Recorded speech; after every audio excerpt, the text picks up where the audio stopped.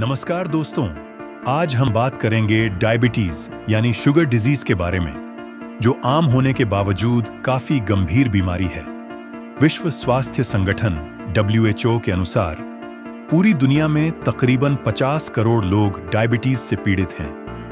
अकेले भारत में 10 करोड़ लोग डायबिटीज के मरीज हैं और चिंता की बात यह है कि इनमें से करीब आधे को अपनी बीमारी की जानकारी ही नहीं है। अंतर्राष्ट्रीय डायबिटीज फेडरेशन के मुताबिक केवल 2021 में डायबिटीज के कारण लगभग 67 लाख लोग अपनी जान गंवा चुके हैं। इसका एक बड़ा कारण है डायबिटीज के बारे में सही जानकारी का न होना। तो आज इस वीडियो में जानेंगे आखिर डायबिटीज क्या है, यह हमारे शरीर को कैसे प्रभावित करती है और हमें कौन सी बातें पता होनी चाहिए। जब भी हम कुछ खाते हैं उसमें मौजूद कार्बोहाइड्रेट्स हमारे शरीर में जाकर ग्लूकोज में बदल जाते हैं। यह ग्लूकोज हमारे ब्लड में पहुंचता है और शरीर की हर कोशिका में ऊर्जा के लिए जरूरी है, मगर यह ग्लूकोज अपने आप कोशिकाओं के अंदर नहीं पहुंच पाता। इसके लिए जरूरी होता है एक खास हार्मोन, इंसुलिन। इंसुलिन हमारे शरीर में पैंक्रियास नाम की ग्रंथि बनाती है। यह जितनी जरूरत हो उतना इंसुलिन ब्लड में छोड़ती है, जिससे ब्लड में घुला ग्लूकोज शरीर की कोशिकाओं तक जा सके। अगर पैंक्रियास पर्याप्त इंसुलिन नहीं बनाए तो ग्लूकोज ब्लड में ही रह जाता है और धीरे धीरे इसकी मात्रा बढ़ जाती है। यही स्थिति जब बार बार या लगातार बनी रहे तो उसे डायबिटीज या शुगर की बीमारी कहा जाता है। डायबिटीज तब होती है जब शरीर में इंसुलिन अच्छी तरह नहीं बनती या उसका असर कम हो जाता है। इंसुलिन ही ग्लूकोज को ऊर्जा में बदलती है। डायबिटीज मुख्यतः 2 प्रकार की होती है। टाइप 1 डायबिटीज, इसमें शरीर बिल्कुल भी इंसुलिन नहीं बनाता। यह आमतौर पर बच्चों और युवाओं में होती है। इस अवस्था में मरीज को जिंदगी भर बाहर से इंसुलिन इंजेक्शन लेना पड़ता है। टाइप 2 डायबिटीज, यह ज्यादातर बड़े उम्र के लोगों में होती है। इसका मुख्य कारण खान पान की गलत आदतें और एक्सरसाइज की कमी है। फास्ट फूड, जंक फूड, मिठाइयाँ आदि ज्यादा खाने से शरीर में लगातार ब्लड शुगर बढ़ती रहती है, जिससे पैंक्रियास ज्यादा इंसुलिन बनानी पड़ती है। एक समय के बाद यह ग्रंथि थककर कम इंसुलिन बनाती है। इसके साथ ही शरीर की कोशिकाएं इंसुलिन के प्रति कम संवेदनशील हो जाती हैं और इस स्थिति को इंसुलिन रेजिस्टेंस कहते हैं। करीब 90 से 95% डायबिटीज के मरीज टाइप 2 होते हैं। इसका असली कारण है हमारी लाइफस्टाइल, खान पान और शारीरिक सक्रियता की कमी। डायबिटीज जब ब्लड में शुगर ज्यादा रखती है तो इसका असर पूरे शरीर पर होता है। सबसे ज्यादा असर आंखों, दिल, किडनियों और पैरों पर पड़ता है। ब्लड में ग्लूकोज गाढ़ा होकर रक्त वाहिकाओं में जम सकता है, जिससे वे डैमेज हो जाती हैं।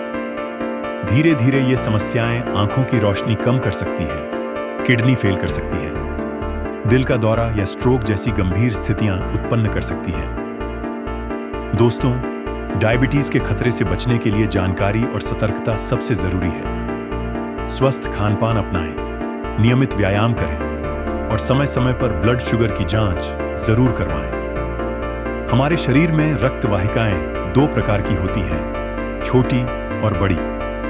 छोटी रक्त वाहिकाएं आंखों और किडनी में होती हैं, जबकि बड़ी रक्त वाहिकाएं दिल और पैरों में पाई जाती हैं। जब ब्लड में ग्लूकोज की मात्रा बढ़ जाती है तो यह आंखों के लेंस के पास जमा हो जाता है, जिससे नजर धुंधली दिखाई देने लगती है। शरीर जब अतिरिक्त चीनी, शुगर को बाहर निकालने की कोशिश करता है तो इसे मूत्र के जरिए निकालता है। इसी कारण डायबिटीज के मरीजों को बार बार पेशाब आता है।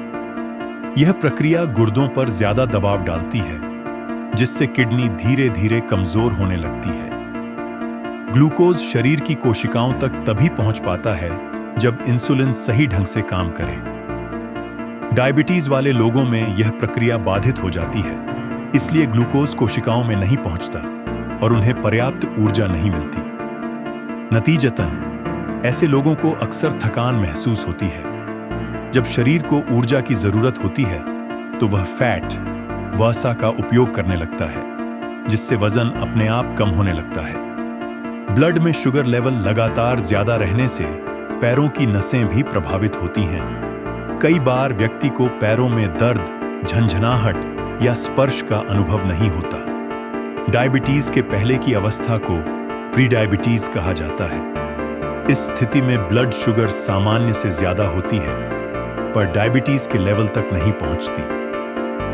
ज्यादातर लोगों को इसका पता भी नहीं चलता, इसलिए यह स्थिति खतरनाक मानी जाती है। यदि समय रहते सावधानी बरती जाए तो डायबिटीज को रोका जा सकता है। प्री डायबिटीज को नियंत्रित करने के उपाय: रोजाना कम से कम आधा घंटा व्यायाम या योग करें। वजन ज्यादा है तो उसे घटाने की कोशिश करें। फाइबर से भरपूर भोजन लें। हर दिन भोजन समय पर करें। क्या खाना चाहिए और क्या नहीं, इसके लिए डॉक्टर से सलाह लें। डायबिटीज पहले 50 से 60 साल की उम्र में आम थी, लेकिन अब यह 30 साल के युवाओं में तेजी से बढ़ रही है। यह एक साइलेंट किलर है जो धीरे धीरे शरीर के कई अंगों को प्रभावित करता है। इसलिए 30 वर्ष की उम्र पार करने के बाद हर व्यक्ति को साल में कम से कम एक बार हेल्थ चेकअप जरूर कराना चाहिए।